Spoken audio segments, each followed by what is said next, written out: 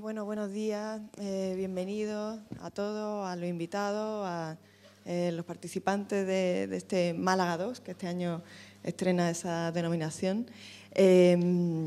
Bueno, es el primer año como Málaga 2, el sexto si hacemos historia de los congresos de cine documental que ya a principios de los 2000 promovió el Festival de Cine, y el tercero de esta nueva etapa, que comenzó en 2016, y arrancamos en esa edición tratando de hacer un estado de la cuestión del documental español, de qué había sucedido en esos 12 años, si se podía resumir de alguna manera en 2 días, ¿no? En un programa más o menos apretado, en esos 12 años de silencio, de ausencia de congresos o de encuentros, y el año pasado una transición hacia...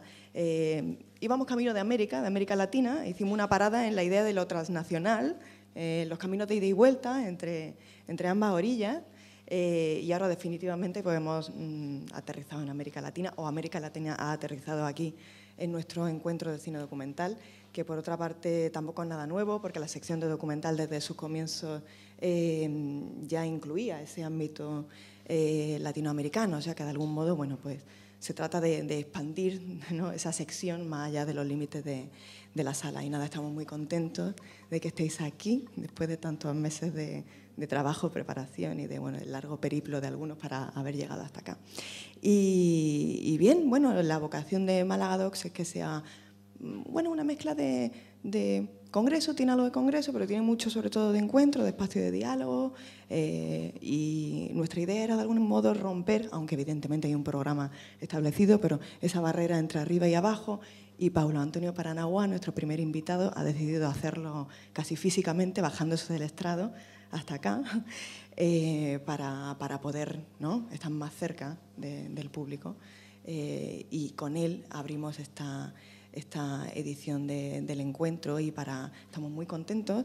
Les va a presentar también Moisés, que lo cierto es que desde que Moisés Alama, yo soy Concha Barquero, Paulo Antonio Paranaguá, disculpad porque empiezo todo al revés. Y bueno, en cualquier caso, fue uno de los primeros nombres, si no el primero, que nos sugirió cuando pensamos que queríamos dedicar plenamente Málaga Docs a América Latina, porque además tenemos una vieja, no solo por su trayectoria, ¿no?, pero tenemos como desde el festival una vieja relación con él, y Moisés va a ser el encargado de alguna manera de contarnos por qué, ¿no? Bueno, sí, casi todo lo ha dicho ya Concha. Yo lo primero también es felicitar a Concha, que realmente es la que ha llevado el peso de la organización de este congreso, igual que los dos anteriores. Yo figuro ahí porque estoy siempre apoyándola y dándole ánimos, pero el peso total lo lleva ella. A mí me ha dado una alegría enorme hoy ver a Paulo al venir aquí, porque si también el documental refleja la realidad y el paso del tiempo y todo eso, el paso del tiempo también lo vemos nosotros, que nos vemos ahora después de 15 años, ¿no? En el 2003, Paulo escribió y coordinó este libro para el Festival Cine Documental en América Latina, que se convirtió y se ha convertido en un libro absolutamente de referencia para todo el que quiera acercarse a estudiar un poco, pues, la historia de esto, del cine documental en Latinoamérica. Y nos parecía, como decía Concha, que quizá para retomar un poco ahora este encuentro, el que se va a centrar todo en el documental latinoamericano, pues quién mejor que Paulo, que ya es amigo del festival, amigo de nosotros. Aquí está Mirito, que también entonces ya estábamos haciendo todo este trabajo. Pues quién mejor que él para retomar un poco el estado de la cuestión en cuanto al documental latinoamericano. Y sin más le vamos a dejar a él que nos ilustre y que nos hable, ¿eh? Gracias. Yo voy a empezar con un haiku de un poeta brasileño desconocido. La felicidad es conocer Málaga, es volver a Málaga, es estar en Málaga.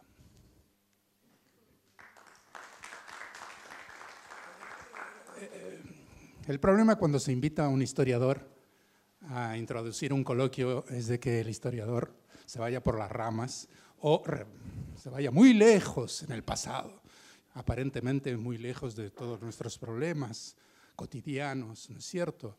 Opciones estéticas, problemas de producción.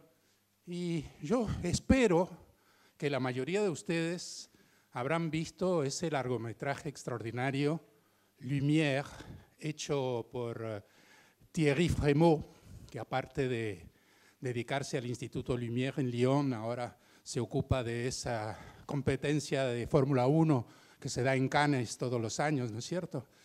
Y resulta que Lumière nos muestra varias de las peliculitas hechas sobre todo por Louis Lumière, que fue el primer autor de la historia del cine, con limitaciones absolutamente extraordinarias que se les podría proponer como ejercicio a cualquier estudiante de cine hoy, ¿no? Usted tiene 50 segundos, usted tiene una sola toma y tiene que contar una historia, porque cada una de esas películas, muchas de ellas obras maestras, nos cuentan una historia.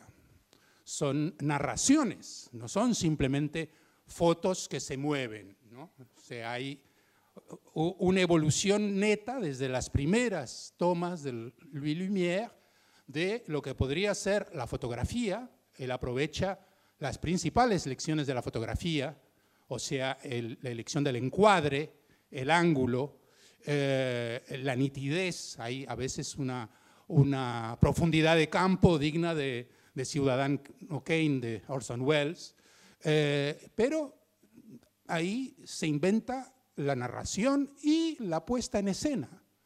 Lo que es muy interesante desde el punto de vista del documental es de que no se trata de un punto de vista, digamos, objetivo para describir simplemente una situación, sino que hay una puesta en escena. Hay casi, incluso muchas veces, aunque no lo haya escrito, un guión previo, ¿no? Entonces, en el origen del documental que está ahí, incluso del documental de América Latina, puesto que Thierry Frémaux incluyó una o dos, no me acuerdo, de las películas de Gabriel Vert, que es ese francesito aventurero, que cuando llegó a México le encantó el traje de charro y se vistió con él, y que filmó a Porfirio Díaz, y filmó también toda una serie de escenas que parece que son contenidas en una semilla el futuro del cine mexicano. O sea, ahí está la comedia ranchera con unas escenas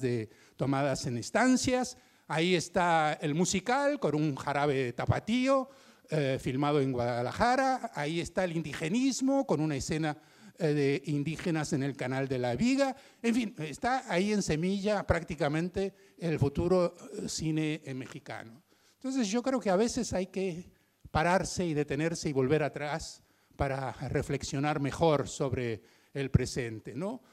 La amnesia no lleva a ninguna parte, el desconocimiento de la historia, desde luego que no. Y en una época en que muchos de los jóvenes creen que no había cine antes de Tarantino, pues es bueno que nosotros, digamos, vengamos a rememorar el pasado, ¿no? A volver a los orígenes para tratar de ver qué es lo que ello nos enseña. Y como después de algún tiempo no sirve para nada echarle la culpa a los demás, eso yo siempre digo, después de unos años de diván, si uno le sigue echando la culpa a papá y mamá, es que no tiene remedio, ¿no? Entonces hay que hacer una mirada también introspectiva y entender que si el documental muchas veces desapareció o quedó minorado en la historia del cine, no es la culpa de la ficción, no es la culpa, digamos, de ese horrible racista Griffith que con Nacimiento de una Nación impuso definitivamente la ficción como eje del espectáculo cinematográfico,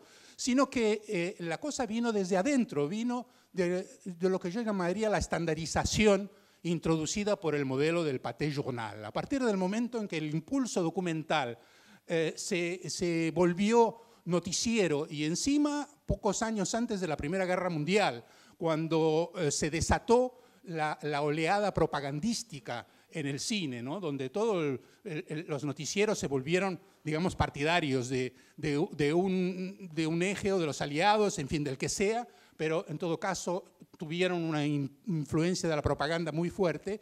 Se puede decir que esos proletarios del cine, que eran los camarógrafos del documental se volvieron camarógrafos de los noticieros porque a partir de eso tenían un salario, podían vivir de su profesión y no hacer eso y bodas o matrimonios en los fines de semana. Y a partir de ahí también, evidentemente, el documental pues, quedó encorsetado, ¿no? en verdaderas píldoras, de alguna manera antecedente del clip de hoy, porque cada noticiero en general tenía 4 o 5 notas distintas, muy cortas y muy, sobre todo, estandarizadas, ¿no?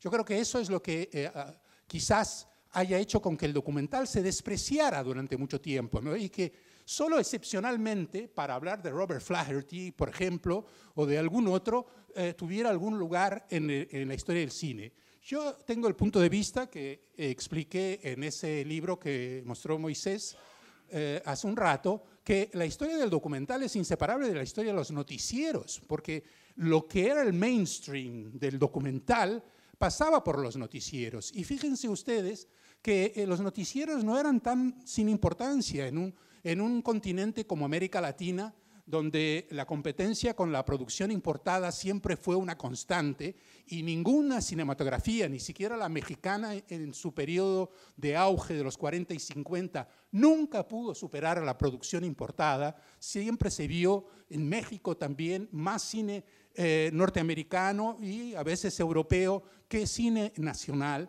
Pues bien, el único terreno donde había una competencia directa, pero directa, o sea que en la misma función, uno detrás de otro, se veían los noticieros nacionales y los noticieros importados, los noticieros estadounidenses, franceses, ingleses, a veces incluso italianos.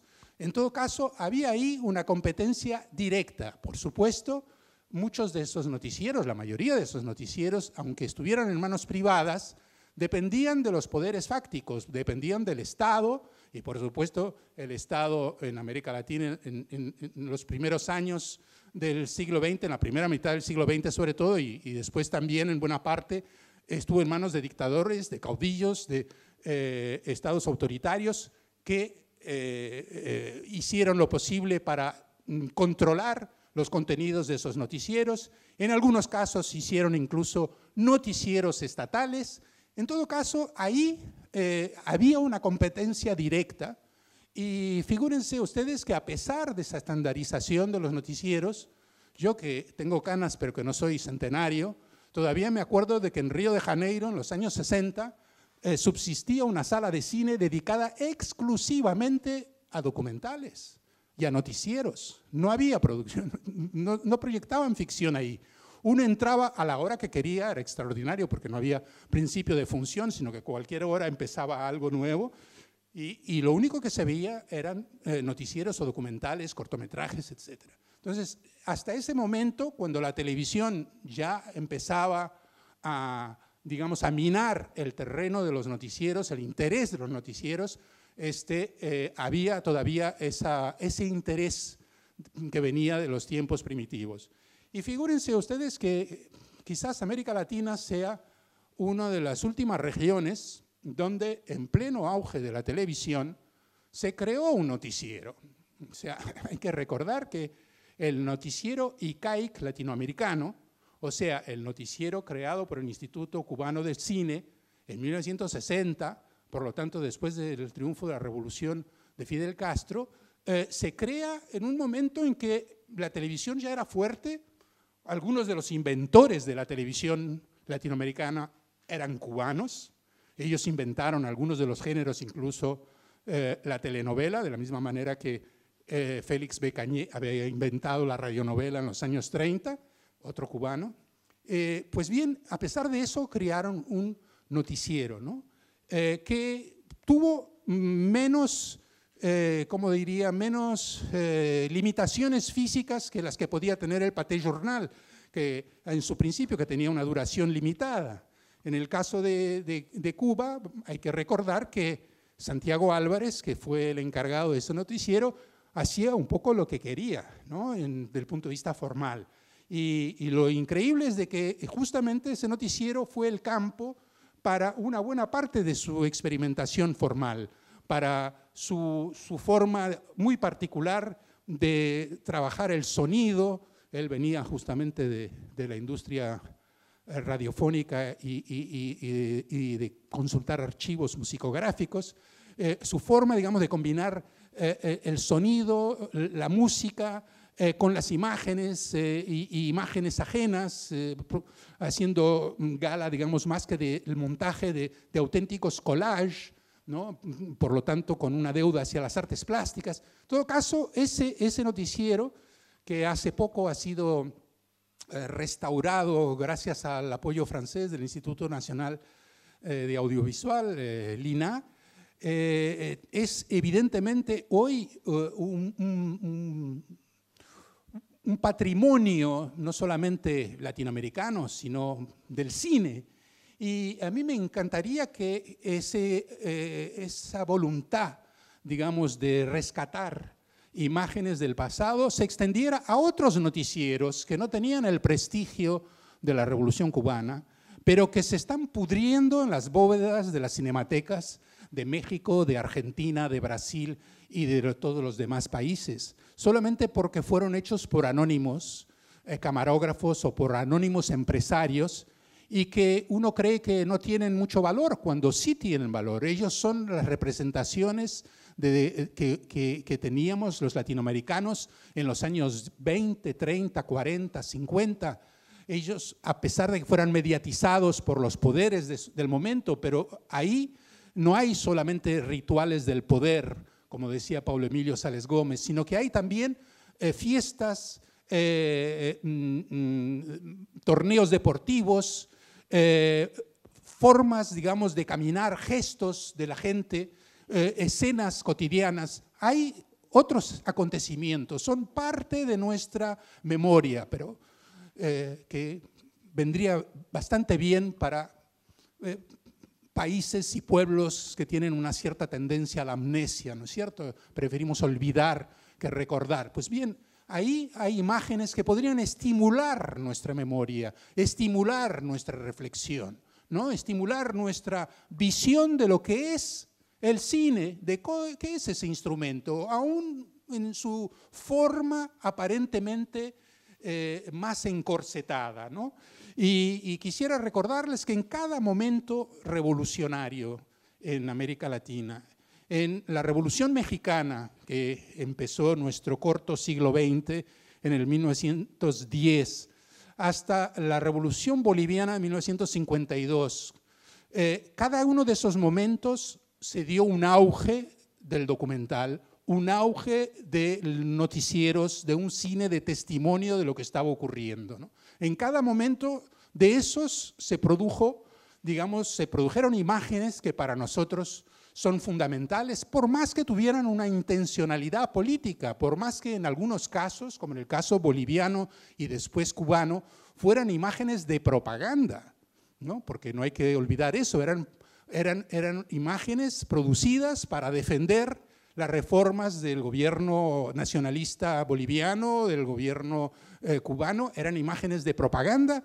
pero la propaganda en el cine es como, digamos, muchas veces escapa a lo que pudieran pretender sus promotores o autores, ¿no? Hay que recordar que de alguna forma la imagen en el cine es polisémica también, y con el tiempo las interpretaciones o las lecturas que podemos hacer de esas imágenes varían, ¿no? Esas imágenes no tienen un solo significado en un determinado momento. Mucho de lo que significan depende de nosotros, de cómo las analicemos y las veamos. Entonces sí, yo diría que rescatar, digamos, esas imágenes es importante, ¿no? Y no contentarse con lo que sería una historia idealizada del documental, donde recordamos las bellezas de Robert Flaherty, que entre paréntesis era un maestro de la puesta en escena y no del registro documental espontáneo. No hay absolutamente una imagen espontánea en Robert Flaherty. No, la técnica no le permitía perder película así como nomás, como lo hacemos ahora en la era digital, sino que él era obligado a pensar y concebir sus imágenes, y no le importaba un pepino que la producción fuera financiada por la Asociación de Peleteros de Nueva York o por una empresa estatal, en el caso de Louisiana Story. Todo eso no le importaba, él hacía su trabajo y logró lo que conocemos, a pesar de del peso de esas instancias. Yo creo que, por supuesto, en la historia del cine documental, la gran ruptura no es, como en la historia del cine en general, la revolución del sonido, ¿no? 1928, 1930. La gran ruptura en la historia del documental es el sonido directo. A partir del momento en que uno puede acoplar realmente la grabación del sonido y de las imágenes a través de nuevas tecnologías al final de los 50, principios de los 60, surge la posibilidad de que el espectador escuche en la pantalla la voz del otro, la voz del personaje, y no solamente la voz del comentario en voz off, la voz de Dios, como se decía, ¿no? Esa especie de voz omnisciente que hasta entonces explicaba lo que estábamos viendo en pantalla, ¿no? Como si fuéramos espectadores del cine silente en Japón en los años 20, donde alguien explicaba las imágenes que veíamos en pantalla, ¿no? Aquí de pronto se produce una gran ruptura que creo que va a tener un impacto evidente en las cinematografías latinoamericanas de los años 60. Va a haber de pronto una influencia creciente del documental en el cine de ficción, y yo diría que también viceversa. Y con los años, con el pasar de los años, yo creo que se contribuyó también a que esa diversidad de voces que se pueden escuchar y ver en el documental diera la posibilidad del surgimiento, digamos, de una subjetividad en el cine documental. Si hasta entonces el documental tenía esa especie de pretensión o de ambición, digamos, de objetividad, a veces hasta de neutralidad, ¿no es cierto? En todo caso, había como una especie de omnisciencia.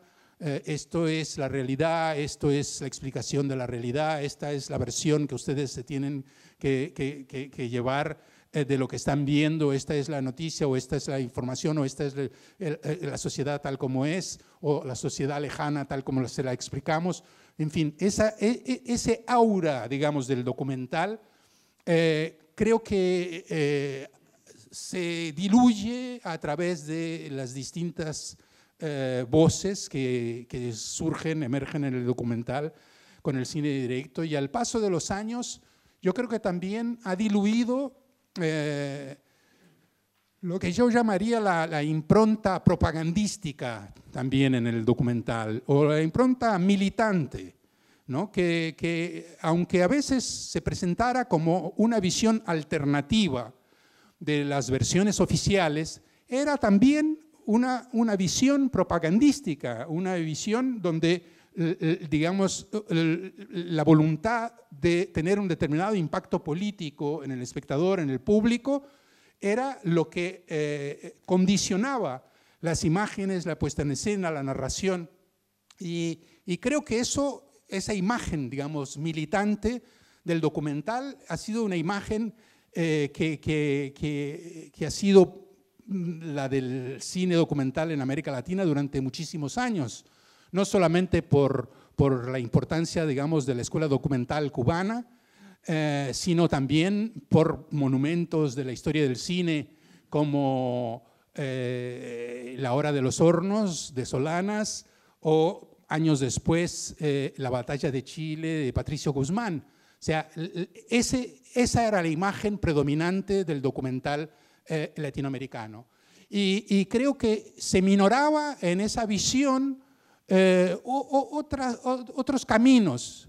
Se minoraba, por ejemplo, en La Sombra de Santiago Álvarez, un joven conflictivo, como se dice en la isla, hipercrítico, como dicen ahora, Nicolásito Guillén, que en el diminutivo muestra que era sobrino del gran poeta Nicolás Guillén Landrian, en todo caso, Era un joven complicado, marihuanero y otras cosas complicadas en Cuba en los años 60, al final de los años 60, pero que quizás viendo lo que hacía Santiago Álvarez, utilizó técnicas como las de él, del collage, del contrapunto entre el sonido y la imagen, de la música y de las imágenes, y fue más allá en una película como Cofea Arábiga, que es una especie de parodia del cine didáctico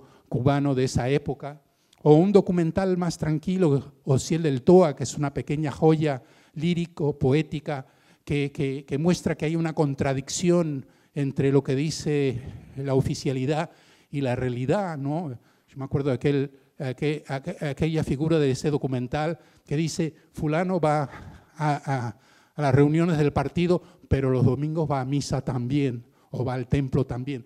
En aquel momento, digamos, en que los creyentes estaban al margen de la sociedad, puesto que el ateísmo oficial era la doctrina del momento, era el dogma del momento, me atrevo a decir. Bueno, pues eso iba a contramano, ¿no? Yo diría que desde el primer momento del cine militante como que se abre, como empieza a haber una especie de disidencia hacia un cine más antropológico, ¿no? Yo diría que incluso en relación a ciertos documentales con una pretensión sociológica, empieza a haber una mirada más hacia el hombre, hacia el individuo, hacia las comunidades y no solamente hacia los grupos sociales, las clases sociales. Digamos, cada personaje que veíamos en la pantalla tenía su propia individualidad y no era solamente un prototipo, ¿no? O el representante de una categoría. Y yo creo que esa diversidad, digamos, esa desideologización del cine documental ha permitido que surgiera, digamos, lo que yo llamo esa subjetividad en el cine, llegando hasta películas documentales donde el punto de vista, el yo, está asumido literalmente, alguna vez hasta en el título, ¿no es cierto? Andrés Ditela, el que hizo la televisión y yo, que es muy significativo, yo creo, de esa forma de presentarse. Y sin por ello hacer un cine, digamos, ombliguista, sin por ello hacer lo que ahora se llama la egoficción, ¿no? Donde se ha creado, digamos, en la literatura algunas novelas que aparentemente tienen como horizonte resumirse en uno mismo. No, esa forma, digamos, de asumir la subjetividad es como una especie de intento de establecer un nuevo pacto con el público, con el espectador, ¿no? Sin por ello dejar de abordar temas de un interés más general y a veces temas que son muy candentes y dolorosos para quien hizo la película, ¿no? Estoy pensando en Los rubios, de Albertina Carri, que es un documental muy heterodoxo desde el punto de vista formal, ¿no? Y no solamente en ese punto de vista subjetivo, y que, bueno, aborda esas cicatrices, esos dolores, esas tragedias que todavía no se han podido olvidar, por más que seamos sociedades amnésicas del pasado en la Argentina, ¿no? Entonces, yo creo que esa cuestión, digamos, es uno de los hechos que me parece absolutamente fascinantes y estimulantes de la evolución del documental. Y quisiera, en ese sentido, recordar dos películas brasileñas, las dos son de João Moreira Salles, que muestran que los caminos del documental no están cerrados, sino que, como Louis Lumière, hay que inventarlos cada vez, ¿no? Hay que reinventarlos cada día. Santiago, de João Moreira Salles, es una película que viene a ser como el making of de una película que nunca existió, ¿no? Y que a su vez se volvió un documental nuevo, ¿no? Es como la crónica de un fracaso. João Moreira Salles muestra que intentó hacer una película sobre el mayordomo de su familia y cómo por sus prejuicios, por la mentalidad que él tenía, por la forma incluso de encarar el cine, o sea, por la forma demasiado directiva, autoritaria, en que buscaba dirigir a su personaje, cómo se le estaba escapando lo fundamental, cómo estaba estaba censurando la verdad más importante que su personaje Santiago intentaba decirle, gritarle, ¿no? Esa película, por su propia autorreflexividad y por su forma de discutir las imágenes, lo que hay por detrás de ellas, ¿no? Lo que escapa incluso a las intenciones de sus autores, para mí es un momento altísimo de reflexión sobre el documental y de reflexión autocrítica, por supuesto, porque el documental necesita de una cierta dosis de autocrítica. No puede ser omnisciente, omnipotente, creer que por simplemente plantar la cámara en un lugar está captando la realidad, cuando la realidad que nos rodea es una ficción, ¿no es cierto? Basta con repensarlo un poquito todos los días para ver que mucho antes de la posverdad vivíamos una realidad que, bueno, depende de cómo la captemos y cómo la interpretemos, pero no es así como transparece a primera vista. En todo caso, Santiago lleva el documental a un campo nuevo, ¿no? en ese aspecto. Y creo que No Intenso Agora, en el Intenso Ahora de Joan Morera Sales, incluso va más lejos, porque la reflexión sobre las imágenes ya no es ni siquiera sobre sus propias imágenes, sino sobre las imágenes ajenas, sobre las imágenes de la Revolución Cultural en China, o mejor dicho, de la China en la época de la Revolución Cultural, o las imágenes de Francia en el 68, o imágenes de Praga cuando la invasión de las tropas del Pacto de Varsovia. Son imágenes ajenas, algunas de ellas que tenían, digamos, ya su autonomía en el cine, como las imágenes del 68, y otros que eran imágenes hasta entonces deleznables. O sea, las imágenes de China que Joan Morera Sales aprovecha eran imágenes hasta entonces sin la menor importancia. Habían sido filmadas por su madre en un viaje con otros turistas, digamos así, por China en ese momento.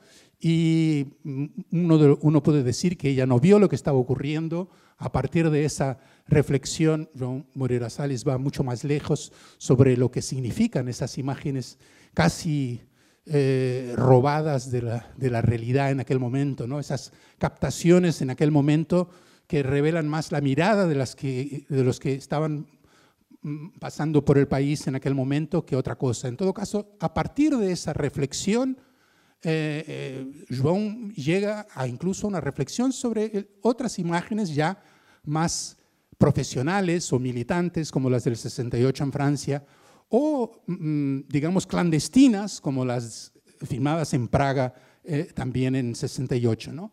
Y lo interesante, por supuesto, no es que él haga un comentario sobre las imágenes simplemente, ¿no? Como Thierry Frémaux sobre las imágenes de Louis Lumière.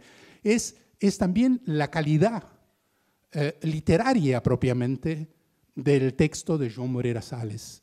El No Intenso Agora es no solamente, digamos, un documental porque se trata de imágenes que calificaríamos de documentales, ¿no?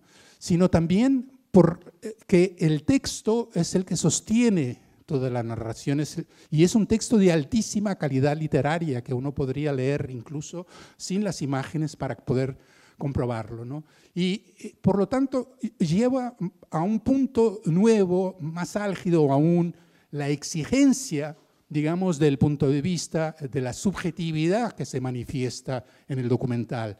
No basta en hacer como cualquier presentador de televisión, ¿no es cierto?, presentarse frente a la cámara, estar ahí, mostrar que estamos presentes, que no somos, ¿no es cierto?, no somos ingenuos, sabemos que el espectador sabe y nosotros sabemos. No se trata de ese jueguito, no se trata de otro nivel, digamos, de exigencia, otro nivel que hace que justamente entre el documental y el medio hoy dominante que nos propone la televisión hay una distancia o hay una antinomia absoluta, ¿no? Estamos haciendo en el cine algo que justifica su propia existencia, que no se limita digamos, a proponer a los canales de televisión nuevos contenidos, sino que les propone algo enteramente alternativo, no distinto, ¿no?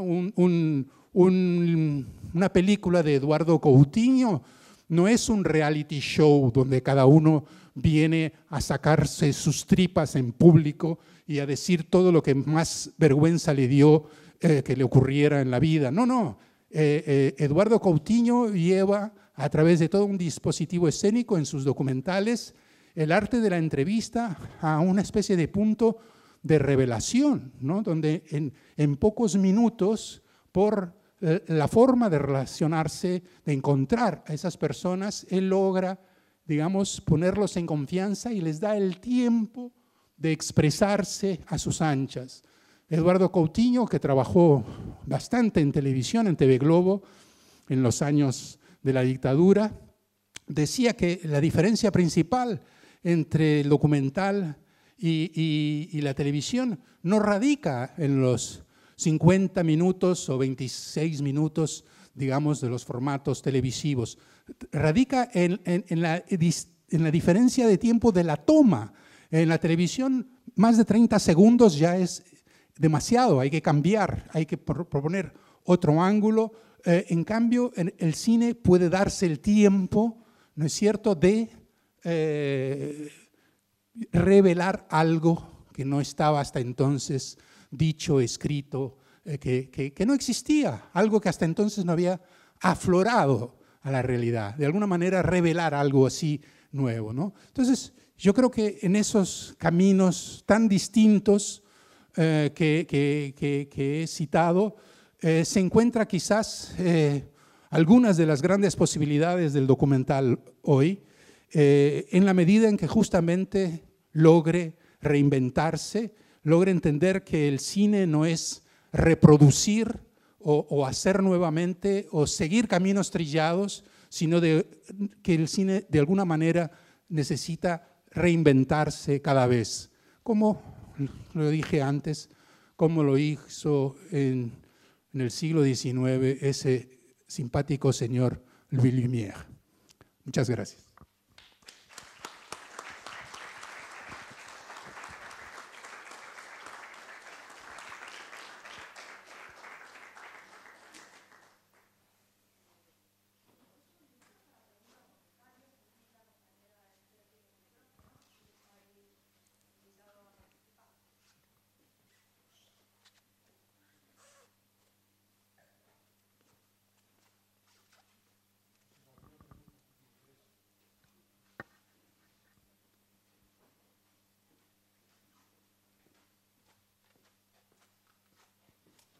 Bueno, muy interesante, muchas gracias. Yo lo que me quedé pensando, que es un poco también el punto original de tu revisión histórica, así un poco rápida, pero que es la importancia de los noticieros, telediarios. Eso en un momento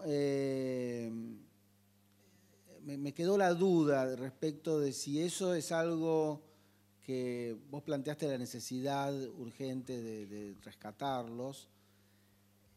¿Cuál sería la herencia de esos telediarios, noticieros hoy, dentro de lo que estamos hablando del cine documental? Por ahí no tiene respuesta, no sé. Sí, yo creo que lo que hoy reemplazó a los noticieros es la televisión. O sea, el noticiero muere de muerte natural en los años 60, salvo en Cuba, como dije, porque ha sido reemplazado por la televisión. Las grandes empresas de noticieros eran empresas de Hollywood. Todas las majors de Hollywood tenían sus noticieros y fueron desapareciendo a medida que la televisión ocupó su espacio. de la misma manera que la televisión ocupó también el espacio de cierto tipo de espectáculos cómicos que había en vivo en las tablas, ¿no es cierto?, en Río de Janeiro como en Buenos Aires o como en México, ¿no? Entonces, yo creo que la televisión, curiosamente, ha logrado hacer coexistir el entretenimiento y la información, como lo hacía la radio, porque la radio era información y entretenimiento, ¿no? Eran las dos cosas. Y en el cine eso ha sido más complicado, ¿no? Se ha vivido como una especie de divorcio o como una especie de separación vergonzosa, la división entre información y entretenimiento. Y evidentemente al documental le asignaron el papel, digamos, más austero, que era el de la información o el de la educación, ¿no? Porque la gran coartada del cine documental en los años 30 y 40 en América Latina ha sido la educación, el carácter educativo, pedagógico del cine. Y así es como se creó el Instituto Nacional de Cine Educativo en Brasil, que para mí es, digamos, la columna vertebral de la historia del cine desde los años 30 hasta llegando al Cinema Novo y después, porque hay una línea directa entre el Instituto Nacional de Cine Educativo, el Instituto Nacional del Cine a secas y Embrafilme después, ¿no? Es una línea directa, es una línea de sucesión y reemplazo de una de otra. Y es lo único que tiene continuidad en la historia del cine brasileño, porque las productoras, los estudios y todo eso se hundían uno después del otro. Entonces yo creo que los noticieros no han tenido esa herencia, y no creo que uno tenga que pensar en algo distinto, algo nuevo en ese campo. Yo creo que hay que ver que el mainstream frente al cual el documental, digamos, de creación o el documental con más ambición social o artística, que es lo que representa Flaherty, el documental de los años 50, gracias en parte a esos dos grandes jalones que fueron Flaherty de un lado y el documental social británico del otro, ¿no? Documental social británico, entre paréntesis, que era cine de propaganda del General Post Office, o sea, de la empresa de correos, ¿no? O sea, para los que hoy tienen un cierto temor de que, bueno, los poderes fácticos, la plata que viene de aquí y de allá, bueno, eso era cine de propaganda de la empresa de correos, que luego fue reemplazado por el Royal Crown Office, o sea, por la empresa real, ya directamente en vísperas de la Segunda Guerra Mundial, porque ahí no había más contemplaciones que hacer, ¿no? Todo tenía que estar muy encuadrado dentro de las necesidades del imperio y de la Commonwealth. Pero de ahí surgieron la reinvención del cine documental, el cine social, viene todo de ahí. La Escuela de Santa Fe de Fernando Birri, que nos va a recordar la película de Carmen Guarini aquí en este festival. La Escuela de Santa Fe, uno de los primeros libritos que publicó era sobre la escuela documental británica, sobre ese cine social, ¿no es cierto?, que Cavalcanti y Grierson y todos los otros inventaron en ese contexto. Entonces, yo creo que, digamos, hay que rescatar el noticiero del punto de vista patrimonial, porque es parte de nuestra memoria visual, es fundamental, y no es solo para que hagamos películas de montaje como las que ha hecho en los últimos años Eduardo Escorel. Ha hecho 4 documentales de largometraje sobre el Brasil de los años 30, que son extraordinarios, son contribuciones fundamentales hechas a partir de los noticieros, incluso de noticieros estatales de la época de Vargas. Pero además porque ahí vamos a encontrar cosas que no conocemos, o sea, nuestra mirada es distinta. Los que hemos evolucionado y cambiado somos nosotros. Lo que vamos a descubrir ahí es como las imágenes de Pompey, ¿no? Es como descubrir un nuevo sitio arqueológico donde todos esos fantasmas, esos fantasmas de antes que desaparecieron, van a cobrar nueva vida para nosotros, ¿no? Entre paréntesis, ya que el fútbol se supone que es una de estas señas de identidad, los primeros que filmaron el fútbol fueron los camarógrafos de los noticieros, mucho antes de que la televisión hiciera eso con varias cámaras, ¿no? Ellos tuvieron que pensar cómo podían representar en la pantalla ese deporte fundamental y sorprender al espectador o apasionarlo, a pesar de que el espectador ya sabía el resultado, porque cuando el espectador lo veía en el noticiero ya se sabía quién había ganado. Sin embargo, esas imágenes a los espectadores latinoamericanos de entonces eran lo más importante. O sea, a mí no me cabe la menor duda de que cualquiera que fuera la película que viniera después, nada le tocaba tanto al espectador contemporáneo de América Latina como esas imágenes. Si eso era ¿no? Las imágenes del maracanazo, por ejemplo, aquí, de mi amigo uruguayo, Mirita Torreiro, que nos dieron nos frustraron de esa victoria anunciada en el 50, ¿no? Bueno, esas imágenes son históricas. Hay varios otros momentos que son históricos. Entonces sí, está bien, es la manía del historiador, pero es que el patrimonio en América Latina es una noción que no existe, que me perdonen, pero patrimonio en América Latina es la piedra, son las iglesias, son los monumentos, pero el patrimonio inmaterial, el patrimonio fílmico, a nadie le importa un pepino y buena parte de las cinematecas están en una crisis absoluta y total, o algunas nunca han dejado de estar en crisis desde sus inicios. ¿No es cierto, Andrés? Algunas han estado siempre en crisis. Entonces, hay que decirles a todos, a los poderes públicos, que no solamente hay que restaurar el cine de autor, que entre paréntesis se restaura cuando la familia está interesada, ¿no? Porque si no hay herederos, las películas no se restauran. Esa es la pura verdad. O sea, tenemos restauradas las películas de grandes cineastas como León Hirschman, Nelson Pereira dos Santos, Joaquín Pedro de Andrade, porque sus hijos a veces o hijas se han transformado en expertos de restauración para restaurar esas obras recientes.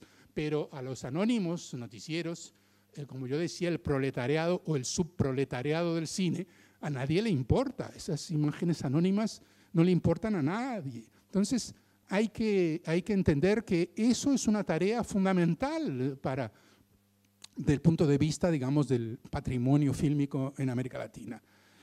Si bien, una vez más, hoy, digamos, la actualidad va por otros lados. Hoy la actualidad, digamos, informativa va quizás por canales alternativos, por otras formas, digamos, de expresión, a pesar de que, bueno, hay que reconocer que ya no vivimos tampoco la era donde había 1 o 2 canales dominantes nada más.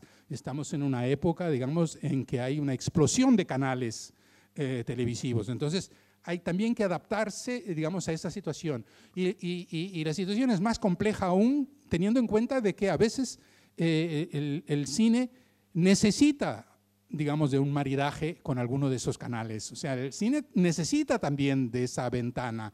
El cine no se puede complacer, digamos, en su aislamiento como una especie de aristocracia del espíritu, sin la posibilidad de llegar a nuevos espectadores a través del cine. Y muchas veces lo necesita también del punto de vista de la financiación, de la cofinanciación. Entonces, es complejo, ¿no? Es evidentemente una relación complicada, porque proponerles a un canal de televisión que vamos a hacer algo que es totalmente distinto, alternativo de lo que ustedes quieren, es difícil, ¿no? E incluso con canales como el canal franco-alemán Arte, la historia de varias películas y de varios cineastas, e incluso latinoamericanos, como Eduardo Coutinho, ha sido muy difícil, porque cuando uno encuentra a la cabeza del departamento de documentales de un canal como esos, alguien que es muy consciente de que el documental tiene tal o cual valor agregado que tener, si no, no vale la pena, si no es un puro reportaje y todo eso, a veces ese señor se vuelve un productor un poco tiránico, ¿no?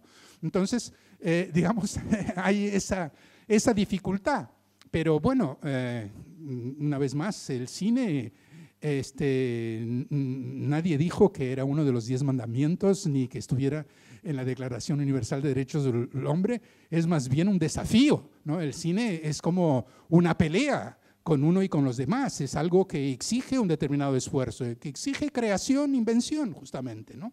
No es algo que uno rescata así digamos, en la calle o en la realidad, simplemente agachándose y recogiéndolo. No sé si contesté, pero bueno, por lo menos habría algunas reflexiones más que me parece útiles en este momento.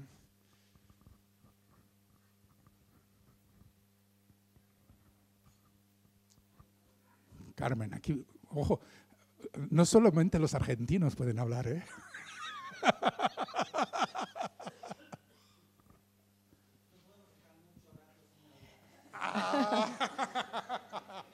Sí, hay algo de eso. No, simplemente algo para abrir un poco la polémica. Quería saber tu opinión sobre si consideras que no crees que hay que cambiar de palabra documental, ya no corresponde un poco a lo que se está haciendo, a lo que se está produciendo hoy a nivel internacional en ningún país, y creo que estaría bueno, que nunca se discute ese concepto.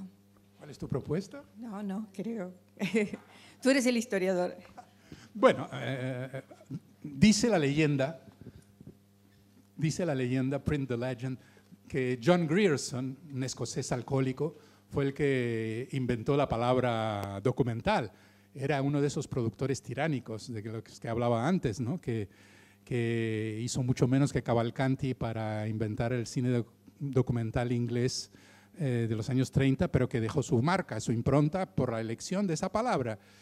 Y yo no he encontrado otra mejor todavía, ¿no? Por supuesto, los archivistas utilizan ese vocabulario un poco absurdo de ficción y no ficción, pero en un momento en que hay una cierta hibridación entre las dos vertientes del cine, entre la ficción y la no ficción, me parece que sería un poco también absurdo, ¿no? Elegir una palabra por la negativa, ¿no? Si no hay otra mejor, adelante. De todas formas, las palabras no impiden que uno invente algo nuevo, ¿no? Porque el problema mayor no está en las palabras, sino en las definiciones. El problema es cuando uno, por ejemplo, dice documental, tiene que estar hecho con imágenes de tal o cual. Y nada. Ah, bueno, y entonces la película esa extraordinaria de Luis Ospina, que hace un poco la historia de la izquierda colombiana a través de imágenes ajenas y de un personaje inventado y todo eso, eso que es más ficción que documental, no sé, es un híbrido. Es un híbrido, es una forma de mestizaje, ¿no? Es una de esas que uno no sabe para qué lado van, ¿no? Si más por aquí o más por allá. Yo creo que desconfío más de definiciones estrechas que de las palabras. Yo creo que las palabras tienen a veces distintos significados y en todo caso las imágenes seguramente y el cine más que nada, digamos, tienen, digamos, distintas lecturas e interpretaciones posibles. Entonces, si no hay otra palabra mejor, sigamos con esa, ¿no? Pero bueno, no es un punto final y estamos abiertos a... Hay que enriquecer el diccionario de la Real Academia y todos los demás. Ya los latinoamericanismos entraron en masa en la Real Academia, así que una primera victoria. Ahora inventemos otras.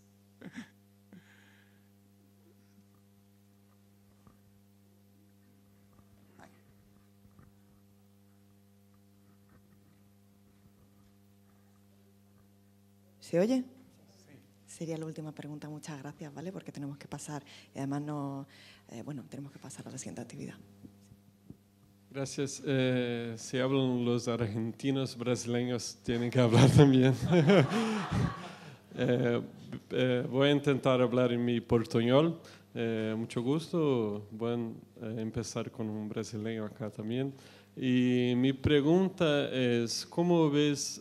Hay hablado mucho acerca de la necesidad de reinventar el cine, el documental, cambiarlo.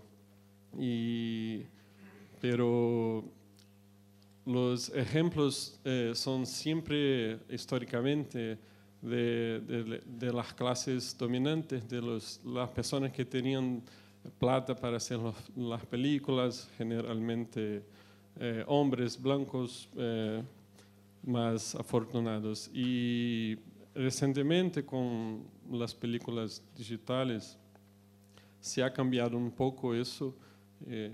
Y entonces me gustaría saber cómo ves la película, los documentales latinoamericanos más contemporáneos y este cambio de visión, de guión, de otras personas que llegan a la tela con sus películas.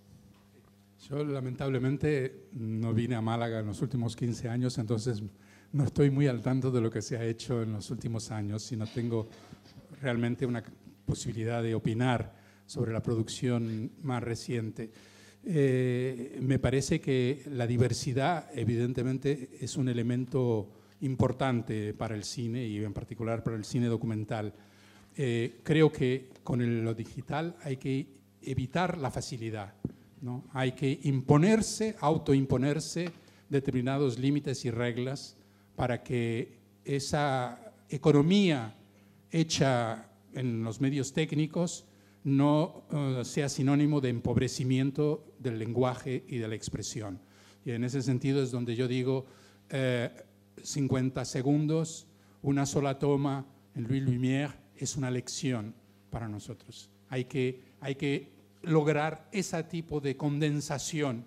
El cine no es la exhaustión, la exhaustividad, el cine es la condensación. El cine, de alguna manera, que vale es el de la revelación y en ese sentido es el de la creación, ¿no? No es simplemente la realidad que desfila frente a la cámara, es la cámara que por su presencia lleva al surgimiento de algo nuevo que nos sorprende a todos, aún los que estamos más empapados de esa realidad. Muchas gracias. Creo que hay que ceder la sala.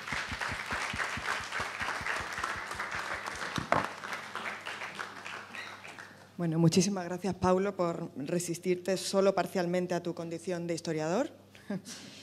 Y bien, antes de seguir con la siguiente mesa, tenemos con nosotros a Juan Antonio Vigar, director de nuestro festival, y a María José de la Torre, que es directora del Secretariado de Vicerrectorado de Proyectos Estratégicos de la Universidad de Málaga, que apoya y colabora con el festival y con Málaga Docs a través del Aula María Zambrano de Estudios Transatlánticos y también, de manera más general, estamos en la sede del rectorado y bueno, ellos van a dedicarnos unas palabras de saludo.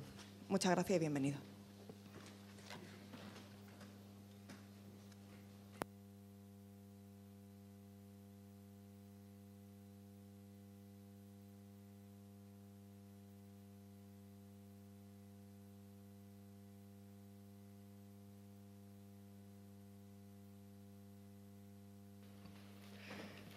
Ahora sí, buenos días.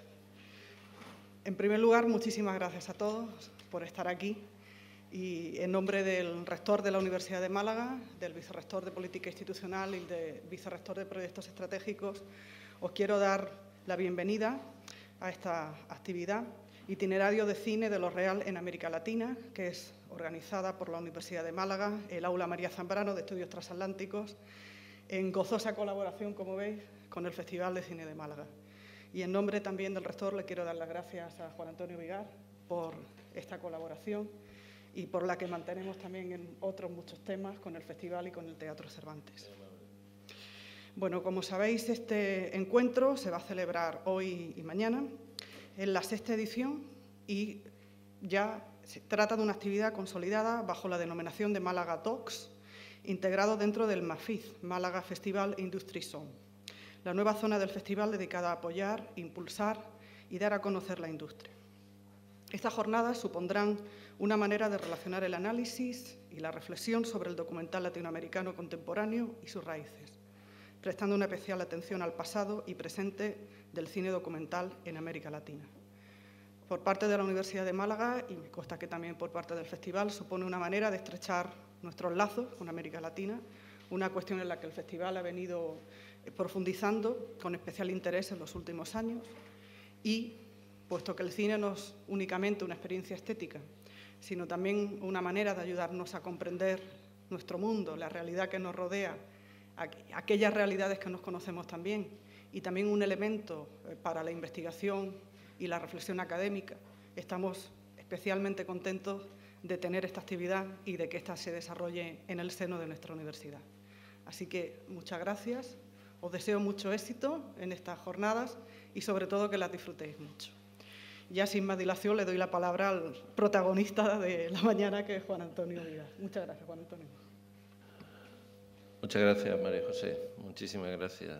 No, protagonistas son ellos y yo lo único que voy a emplear son unas brevísimas palabras porque creo que, y muy poquito tiempo, porque creo que lo fundamental aquí es seguir con la dinámica de estas jornadas que siempre cuidamos con mucho mimo y que planteamos cada año con la intención de seguir reflexionando sobre el documental. Como bien decía Paulo, muy buenos días, Paulo, un placer tenerte de nuevo aquí y eres en gran medida el punto de arranque de las jornadas de este año, porque uno que es veterano ya en el festival recuerdo con mucho afecto la edición de aquel libro en el año 2003, el cine documental en América Latina, que tú coordinaste con enorme acierto y que nos ha servido un poco como punto de reflexión en este tercer año en el que el magnífico trabajo de Concha Barquero, de Moisés y del resto del equipo, de Alejandro, ha seguido de algún modo armando estos encuentros documentales. Pensábamos, el otro día le decía yo a alguien que si nos miráramos cada uno de nosotros en una foto de hace 15 años, vosotros sois algunos muy jóvenes, pero es que no nos íbamos a reconocer ninguno. Entonces, en este caso concreto, pensábamos que si habíamos hablado hace 2 años de la situación del documental en España, el año pasado del puente que nos unía con América Latina, pues este año tocaba volver, tomando como referencia este libro, a analizar cómo hemos cambiado, que decía la canción, ¿no? Y eso es fundamental y es importante que de alguna manera hoy lo viváis y de la confrontación de lo que fuimos a lo que somos, a lo mejor entendemos lo que seremos. Y en ese sentido, básicamente lo que pretendemos es que ganéis en utilidad durante estos días, que estas jornadas os sean enormemente productivas y que el tiempo que empleéis aquí nos sirva para entender mejor esa voz común que es el documental, que nos permite decir, como comentaba antes, lo que somos, pero fundamentalmente lo que queremos ser. Nada más por mi parte, sino agradecer muchísimo, vivamente, a la Universidad de Málaga, a María José y a nuestro querido rector, pues que nos acojan siempre en este espacio que se ha convertido ya en un lugar referencial para estas jornadas, estos debates, que en este caso nos llevan en ese itinerario del cine de lo real en América Latina. Lo dicho, bienvenidos, muy buenos días a todos y que las jornadas sean muy productivas. Muchas gracias.